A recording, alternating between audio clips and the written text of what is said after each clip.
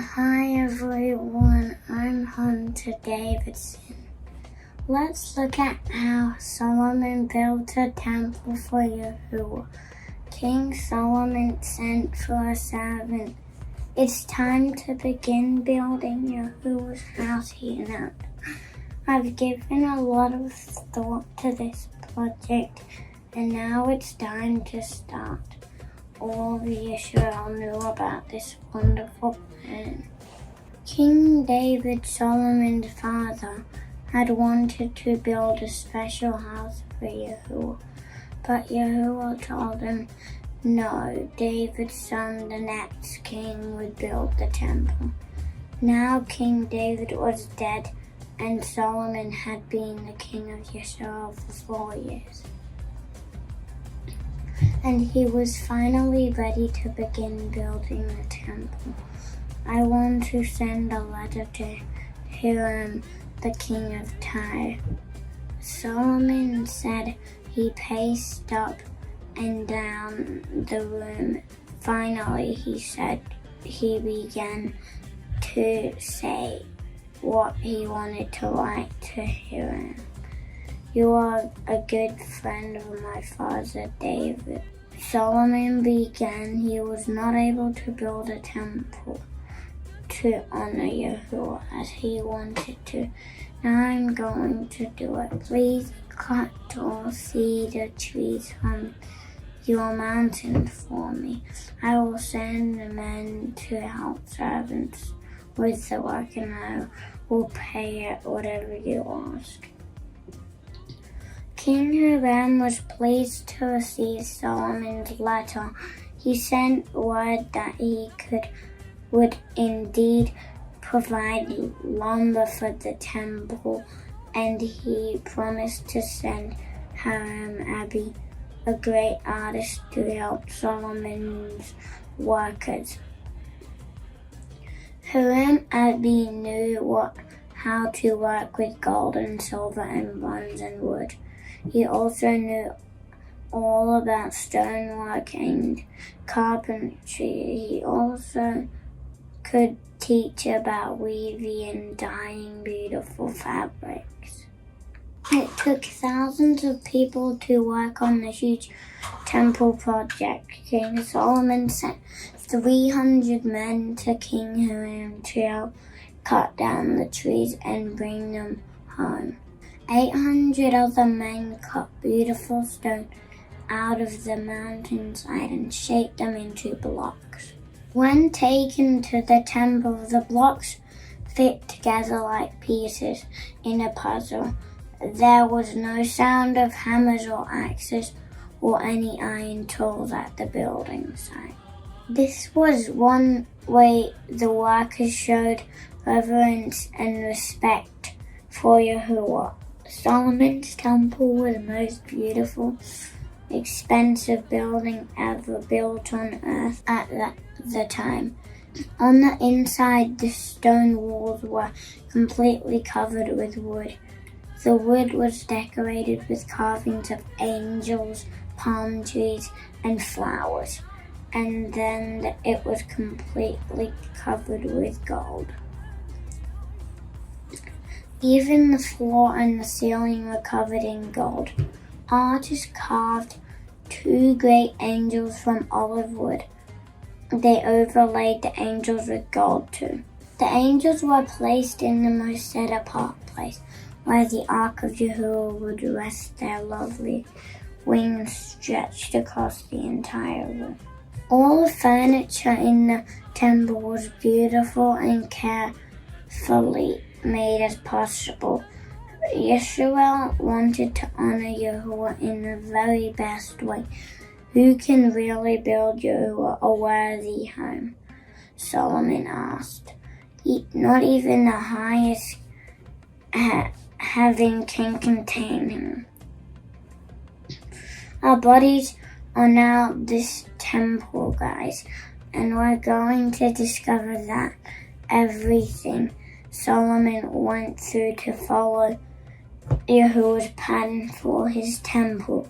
We must go through to prepare this special place for Yahusha to come and live in our bodies. Our bodies are where He wants to dwell in now, but we need to behave the right way if we want to experience Him like this. So are you ready to dive deeper into Solomon's temple? Well, here we go. Thank you, everybody. Hey everyone, welcome back to the Behavior Revolution, and we've come to that point in Kings where we're going to be dealing with Solomon's temple. So we thought we'll do a big series all about Solomon's temple and the building and what it means, the structure, all of the compounds used in it, and then when we get to Kings we will have covered it very intensively. So before we get into today's lesson, Mikey's here. He's going to take us through the first scriptures, the foundational scriptures of Solomon's temple. Thanks, Mikey. Hey brothers and sisters, this is really exciting. I can't wait to go through Solomon's temple with you. And this is the text where it comes from in the scripture. 1 Kings 6-7. 480 years after Yisrael came out of Egypt, in the 4th year of Solomon's reign as king, in the 2nd month, Solomon started building the temple of Yahuwah, which was 90 feet long, 30 feet wide, and 45 feet high. There was a porch across the 30-foot width of the temple that extended out 15 feet. Within the temple, he made narrow, deep-silled windows, and against the outside walls, he built a supporting structure in which there were smaller rooms. The lower floor was nearly 8 feet wide, the middle floor 9 feet, and the 3rd floor nearly 11 feet. He had projecting ledges built into the outside temple walls to support the adjoining beams.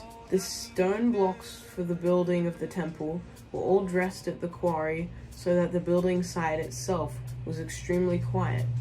No noise from hammers and chisels and other iron tools. The entrance to the ground floor was at the south end of the temple, and the stairs led to the 2nd floor, and then to the 3rd. Solomon built and completed the temple, finishing it off with the roof beams and planks of cedar. The supporting structure along the outside walls was attached to the temple with cedar beams, and the rooms in it were nearly 8 feet tall. The word of Yahuwah came to Solomon, saying, "About this temple you are building, what's important is that you live the way I've set out for you, and do what I tell you, following my instructions carefully and obediently. Then I'll complete in you the promise I made to David your father. I'll personally take up my residence among the Israelites, and I won't desert my people Israel." So Solomon built and completed the temple, paneling the interior walls from floor to ceiling with cedar planks, and for flooring he used cypress. The 30 feet at the rear of the temple he made into an inner sanctuary, cedar planks from the floor to ceiling, the most set-apart place. The main sanctuary in front was 60 feet long. The entire interior of the temple was cedar, with carvings of fruits and flowers, all cedar so that none of the stone was exposed. The inner sanctuary within the temple was for housing the Ark of the Blood Covenant of Yahuwah. This inner sanctuary was a cube, 30 feet each way, all plated with gold. The altar of cedar was also gold-plated. Everywhere you looked, there was pure gold. Gold chains strung in front of the gold-plated inner sanctuary. Gold everywhere. Walls, ceiling, floor, and altar. Dazzling and sparkling. Then Solomon made 2 cherubim, gigantic angel-like figures, from olive wood. Each was 15 feet tall. The outstretched wings of the cherubim, they were identical in size and shape, measured another 15 feet. He placed the cherubim, their wings spread, in the inner sanctuary. The combined wing spread stretched the width of the room. The wing of one cherubim touched one wall, the wing of the other wall, and the wings touched in the middle. The cherubim were gold-plated. Solomon then carved engravings of cherubim, palm trees, and flower blossoms on all the walls of both the inner and the main sanctuary, and all the floors of both inner and outer rooms were gold-plated. He constructed doors of olive wood for the entrance to the inner sanctuary. The lintel and doorposts were 5-sided. The doors were also carved with cherubim, palm trees, and flowers, and then covered with gold leaf. Similarly, he built the entrance to the main sanctuary using olive wood for the doorposts, but these doorposts were 4-sided. The doors were of cypress, split into 2 panels, each panel swinging separately. These also were carved with cherubim, palm trees, and flowers, and planted with finely hammered gold leaf. Solomon built the inner court with 3 courses of dressed stones, topped with a course of plain cedar timbers. The foundation for Yahuwah's temple was laid in the 2nd month of the 4th year of Solomon's reign, and it was completed in the 8th month of the 11th year, down to the last detail, just as planned. So it took Solomon 7 years to build the temple. Then it took Solomon another 13 to finish building his own palace complex. He built the Palace of the Forest of Lebanon, 150 feet long, 75 feet wide, and 45 feet high. There were 4 rows of cedar columns supporting 45 cedar beams, 15 in each row, and then roofed with cedar. Windows in groupings of 3 were set high in the walls on either side. All the doors were rectangular and arranged symmetrically. Solomon built a huge courtyard, 75 feet long and 45 wide. It had a roofed porch at the front with ample eaves. He built a courtroom, the Hall of Justice, where he would decide judicial matters, and paneled it with cedar.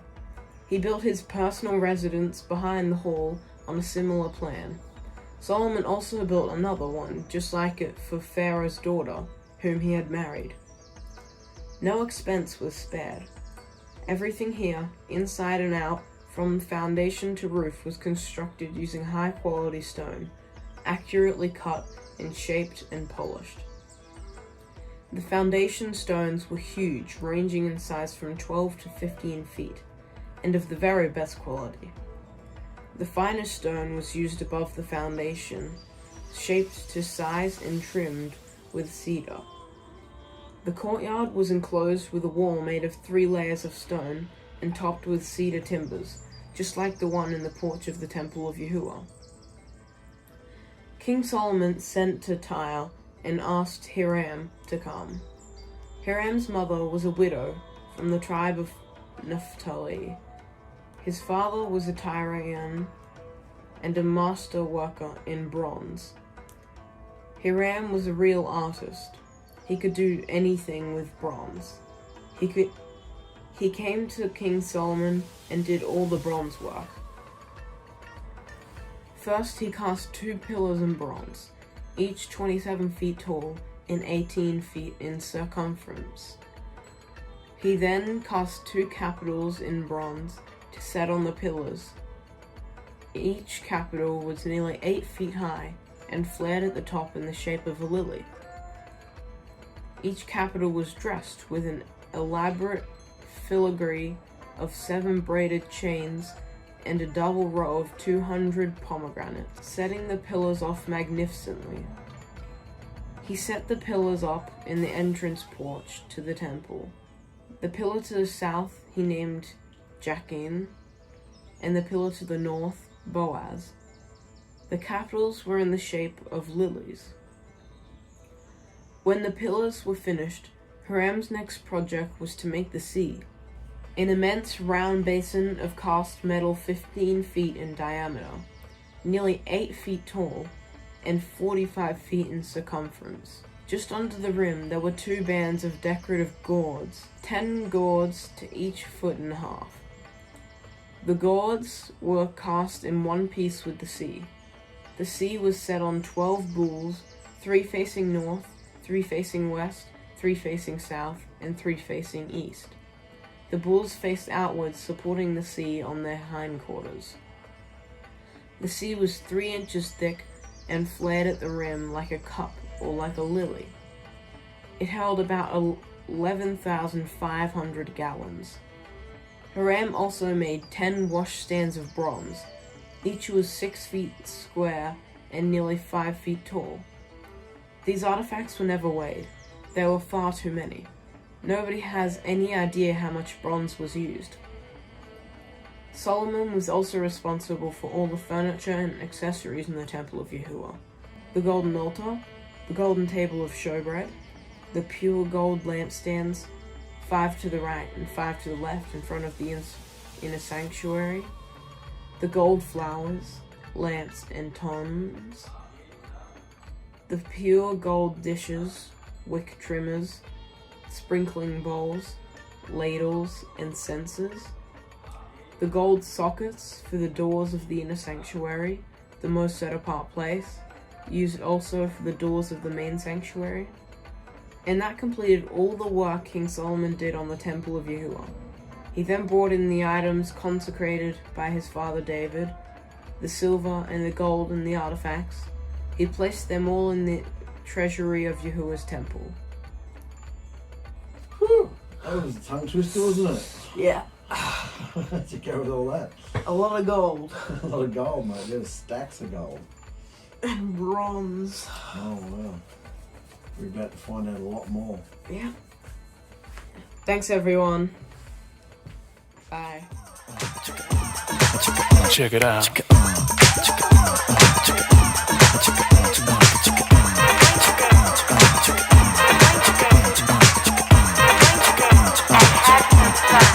Check it out.